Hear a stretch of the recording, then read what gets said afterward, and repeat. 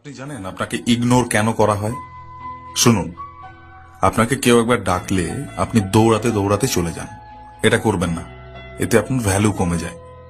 আপনি কিছু মানুষকে প্রয়োজনের থেকেও বেশি ভালোবাসেন, সেই জন্য তার কাছে আপনার কোনো মূল্য নেই, ইগনোর করে আপনাকে। আপনি প্রচুর এবং মন খুলে কথা বলেন, সেই জন্য আপনাকে মূল্য দেয় না সমাজ। আপনি সবাইকে আপন ভাবেন এবং আপনার মনের ভাবনাগুলিকে তাদের সঙ্গে বেশি বলেন, এতে তাদের কাছে আপনার ভ্যালু কমে যায় আর আপনাকে ইগনোর করে। কথাগুলো যদি আপনি বোঝেন তাহলে কি কি করা উচিত সেগুলো নিশ্চয়ই আর বলার প্রয়োজন হবে না। ये उसे प्यार नहीं है तुझसे।